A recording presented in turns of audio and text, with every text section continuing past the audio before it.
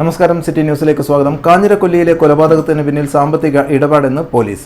അന്വേഷണത്തിന് ശേഷം മാത്രമേ കൂടുതൽ കാര്യങ്ങൾ പറയാൻ കഴിയുകയുള്ളൂ എന്ന് പയ്യാവൂർ SHO ടിങ്കിൾ ശശി അറിയിച്ചു. കൊല്ലപ്പണിക്കാരനായ കൊല്ലപ്പെട്ട നിധീഷ് നേരത്തെ നാടൻ തോക്ക് നിർമ്മിച്ച് നൽകിയിരുന്നുവെന്ന് നാട്ടുകാർ പറഞ്ഞതായും അദ്ദേഹം വ്യക്തമാക്കി. കഴിഞ്ഞ ആഴ്ച ഇവിടെ പരിശോധന നടത്തിയിരുന്നുവെന്നും എന്നാൽ തോക്ക് കണ്ടെത്തിയിട്ടില്ലെന്നും ടിങ്കിൾ പറഞ്ഞു. എല്ലാ വശങ്ങളും അന്വേഷിക്കുമെന്നും അദ്ദേഹം വ്യക്തമാക്കി. ചൊവ്വാഴ്ച ഉച്ചയ്ക്ക് 12 മണിക്കാണ് അജ്ഞാത സംഘം കാഞ്ഞിരക്കൊല്ലി ആമിനപ്പാലത്തെ വീട്ടിലെത്തി മടത്തേടത്തെ വീട്ടിൽ നിധീഷ് ബാബുവിനെ വെട്ടിക്കൊലപ്പെടുത്തിയത്. ഭർത്താവിനെ ആക്രമിക്കുന്നത് തടയാൻ ചെന്ന ഭാര്യ ശ്രുതിയുടെ കയ്യിൽ വെട്ടി പരിക്കേൽപ്പിച്ചിട്ടുണ്ട്. ഇവർ പരിയാരത്തെ കണ്ണൂർ ഗവൺമെന്റ് മെഡിക്കൽ കോളേജ് ആശുപത്രിയിൽ ചികിത്സയിലാണ്. ഞങ്ങളൊരു 11 മണിയാകുമ്പോഴാണ് സംഭവം അറിയുന്നത്. അപ്പോളെ നമ്മളിവിടെ എത്തി. അപ്പം ബൈക്കിന് 2 പേര് വന്നിട്ട് ഇവനെ വിളിച്ചു വരുത്തിയിട്ട്, ഇവൻ കടയിലായിരുന്നു, നിതീഷ് കടയിലായിരുന്നു. അപ്പം വിളിച്ചു വരുത്തിയിട്ടാണ് വീട്ടിൽ നിന്ന് വിട്ടുക ചെയ്തതെന്ന് പറഞ്ഞു. അപ്പോൾ ഭാര്യയ്ക്കും ചെറിയ മുറിവുണ്ട്, കൈപ്പത്തി വിരൽ 2 പോയി എന്നാണ് പറഞ്ഞത്. അപ്പോൾ നമ്മളത് കണ്ടില്ല.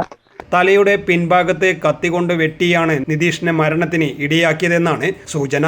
കൊല്ലപ്പണിക്കാരനായ നിതീഷ് ആലയിൽ പണിതീർത്ത് വെച്ച കത്തി ഉപയോഗിച്ചാണ് കൊല നടത്തിയതെന്നാണ് വിവരം. പ്രതികൾ പോലീസിന്റെ വലയിലായതായും വിവരമുണ്ട്. പയ്യാവൂർ ഇൻസ്പെക്ടർ ടിങ്കിൾ ശശിയാണ് കേസ് അന്വേഷിക്കുന്നത്. നമ്മൾ ഭാര്യയെടുത്ത് വിളിച്ച് ചോദിച്ചു, ഭാര്യ ആശുപത്രി കൊണ്ടുപോയേക്കുന്നു. ചോദിച്ചു, സാമ്പത്തിക ഇടപാടിന്റെ വിഷയത്തിലുണ്ടായ തർക്കമാണ് ഇതിന് കാരണമെന്നാണ് പറഞ്ഞത്. പേരൊന്നും അവർക്ക് കറക്റ്റ് അറിയത്തില്ല.